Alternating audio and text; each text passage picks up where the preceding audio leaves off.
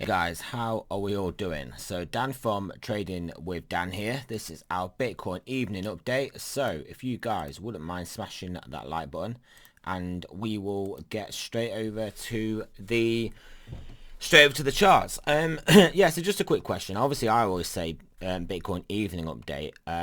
Where are some of you guys from? Because I bet for some of you guys it's in the afternoon, isn't it? I'm not wanting to actually shill the algorithm. If you guys just message and say like what time in the day it is where you are, and whether you think I'm a lunatic for saying like welcome to the Bitcoin evening update. And yeah, because I was just a bit intrigued as to how that was working out for everybody. But anyway, so these 4 hour charts. So I mean, you can see we found a bit of an equilibrium level here. It's not really a relevant area, this zone, other than it's sort of basically this sort of the average area we're at along here. I mean, what I mean is if we just draw a straight line through there, I mean, it's basically where we're getting supported now. But yeah, it's not really a relevant area. I mean, if we just go over to the daily here, it's not really a relevant area historically so much, the exact level that we're at now. So all I really see this as is we've got this range and we're just basically sat at the middle of the range, much in the same way we've had this range before. And then we sat basically at the middle of the range for that period of time as well. So what do I think is going to happen here? I still maintain we have to come down and test at least 10,000 or 10,500 properly. I mean, first and foremost, 10,500. That is definitely sufficient for me. For if we basically the price gets caught there and starts to move back up, then that will be a potential we're just going to carry on the rally signal. Obviously that's not necessarily what can happen. We can break it down to 10k, and then I think that will be a perfectly fine level for us to rally from. Any lower than that though, and spending a lot of time down here won't I don't think look very good for Bitcoin, but I do think we are going to spend some price action down here. I mean, I obviously may be wrong. We may have just flushed out some over leveraged longs, and also some take profit orders, just smack them as well on the way down, and then yeah, that could have just cleared the air for a nice move up. That is clearly possible, but I mean, you don't often see price action where you'll come down so severely and then just like curl back up and then go straight back up. That's not typical price action. So even for Bitcoin, it's not really either. I mean, maybe we get a bar pattern, we could play along the sideways for a little bit longer and then move up, and yeah, maybe. But I see something else happening anyway. I see either we are going to drift up, and then start to basically just play under this resistance zone, or we'll come down, test this, and then start to make our way up. They are the likeliest. I don't believe that we are going to, on the balance of probabilities, and this isn't like a strong conviction view. It's about a 60% chance view that I think we will get held at around this 10,500 area, and then turn around and then come back up. But yeah, obviously the problem with that is that we obviously tested it there and tested it there. So I mean, is it going to give you a third chance to buy? Maybe not. Markets don't often give you a third chance to buy, but I'm not talking about a wick down there and getting bought straight back up. What I'm talking about is coming down and then playing the top half of it and as trying to make it support, and testing as support, maybe even obviously having wicks below and those wicks getting bought up. I'm not really looking at a wick down to then get some fills and then we're going to keep going up. I think we've got to play that area out. So I mean, it's an easy trade to know when I'm wrong. Obviously, I mean, it's a very easy trade now for I say nothing's an easy trade, but I mean just a risk reward trade. I think breaking above here again, and then obviously above these levels here, above that wick, 10,000. Well, basically 10,000. Sorry, 12,200. God, I'm stuck in the past there, aren't I? 12,200. Clearly, I mean, there's not a lot there, guys. There's not a lot. I think we're gonna have to find something. We're gonna have to find something of some relevance back. Oh, didn't mean to draw that line. there's just nothing really. There just isn't a lot. I mean, could we draw a line here? Yeah, we could draw a line there, and this isn't a high conviction line. This is just a case of we don't have a lot. Let me just draw it in. Let's draw a horizontal line. Oh, why are you drawing it already? Right, one more time. Here it is. Oh, we'll just do it that way. We'll do it that way. It's fine. We'll do it this way. We'll just do it the So basically, oh, it's done it how I basically expected it to. We'll just draw a little area around. I think around here. These lines don't necessarily need to be so thick. And also, probably could do with shading it in a little bit too as well. If we find the rectangle, is it here? Is anything gonna work? Is anything gonna work on here? I think I need a new computer.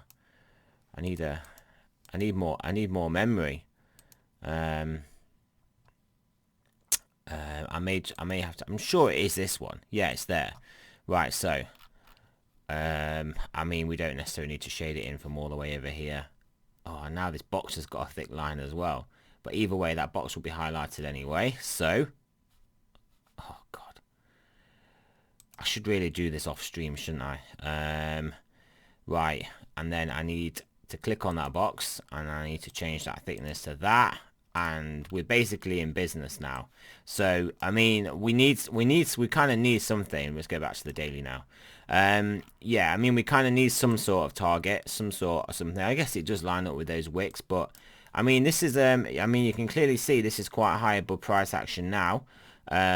So you can obviously that is just testament to basically the range, the what is going on with price action now. We're sort of like in a wild zone where we can have big swings, much the same way we had today.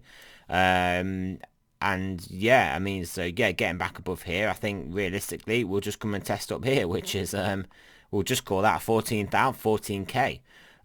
Which is basically a $2,000 move from around just over 12K, isn't it? So that is the ranges we are now playing in, guys. We are now in the big time, right? We're all major league traders now, trading a big volatile asset with big numbers.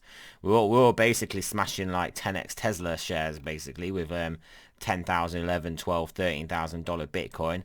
I mean, there's no more putting your positions on like in this range. You basically want to put on like, I mean, I would say even a quarter of your size positions is a bit aggressive, because clearly the volatility is more than 4x what it was here at the moment. But yeah, so it's basically time to put your big boy pants on and just just grow up and start basically taking it very seriously, because there's going to be big opportunities, there's going to be big movements, as we're clearly seeing, and you don't want to be getting liquidated. You don't want to be having silly stops and silly orders left in the market to then get liquidated. You want to be trading this properly, to be honest, guys. Yeah, because there is opportunity galore, which we weren't really getting in this range here. So yeah, something that you should definitely be all considering. But what am I like I said, what am I expecting? I mean, we haven't got to go up in a straight line. We've been going pretty parabolic so far. What I'm expecting is, yeah, we'll potentially play out this zone, this lower side of this zone, and then yeah, we'll gain some momentum, take out these highs, then we'll get up to 14k, maybe blast through 14k, play out this area, maybe I mean, that's sort of the stair-stepping action that markets typically use. So I'm obviously heavily biased towards like a it's not a recency bias, but like say a normalcy bias on how like markets will normally trade. But yeah, I mean, that is it. I mean, everything. I mean, I am not really talking about downside. Downside for me comes if we lose 10k. Then if we lose 10k, then yeah, I mean, will all clearly be well, regardless of whatever trend lines you really want to look at and draw. It's just kind of going to be a lower high relative to these lows. And yeah, and I guess we've had this high here, and yeah, so it's a bit difficult to say that, but hey, this high obviously happened. The dip from this high happened when obviously everything was kicking off in the world. So this wasn't really anything. This high wasn't anything to do with Bitcoin. Bitcoin deciding where it did or didn't want to go. This high was to do with obviously a global health problem kicking off at this specific moment in time. That dragged us down. So who knows where this high was meant to be. This high could have been up here, easily could have been up here, then we could have got rejected from there. And then I mean, that still makes this a higher high. But if we had a high there, would we have sort of got this momentum above once we took out this high? I mean, there's lots of if, buts and maybes here.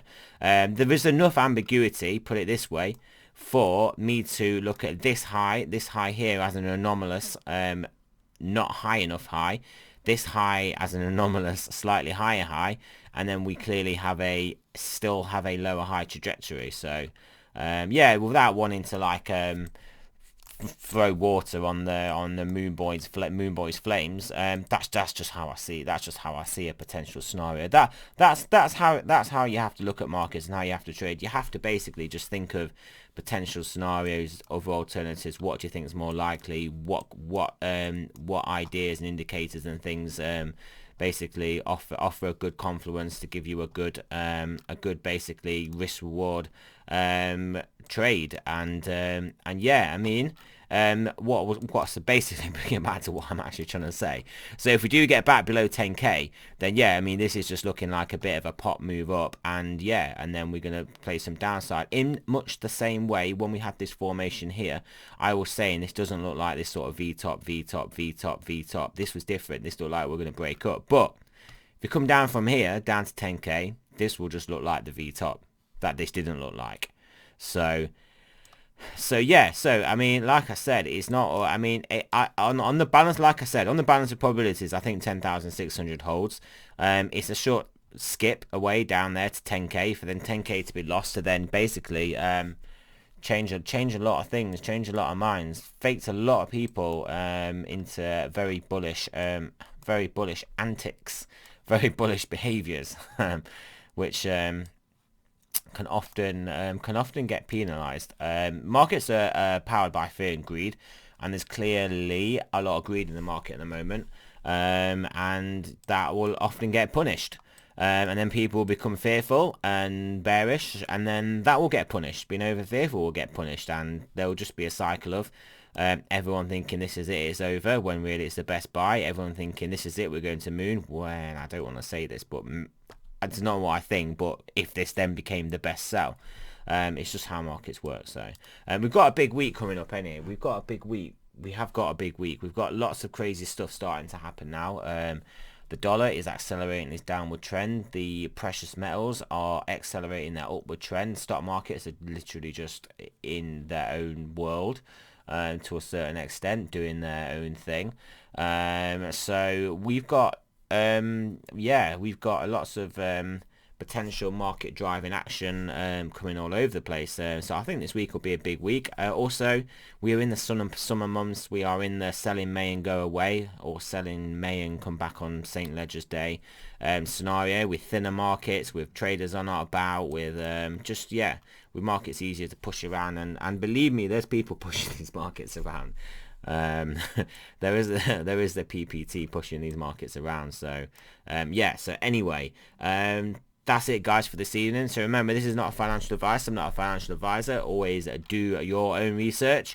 Yeah, Bitcoin, like I said, just quick summary, and bit of a limbo area around here. I think we'll play this zone out, potentially the lower half of this zone. Take out 12.2. And then 14, take out 10. Well, take out 10, then just take your pick. 8.6 maybe, our level we were looking at before. That's sort of, I mean, these are very macro large ranges. I mean, they aren't that helpful on a shorter time frame, but I mean, who can be trading shorter time frames when you're going to get a $1,500 candle? Like a $1,500 like 45-minute candle anyway. So yeah, there you go, guys. Remember, it's not a financial advice, not a financial advisor. Yeah, let me know in the comments what time of the day it is where you are, where you're listening to this from. If you're not subscribed, subscribe. Gotta subscribe. It's not optional. because just because I need to get to 1,000 subscribers. Once I'm at 1,000 subscribers, then just do as you please. That's it. But yeah, so again, thanks. Right, one last time. Thanks for listening, and I'll speak to you guys in the morning.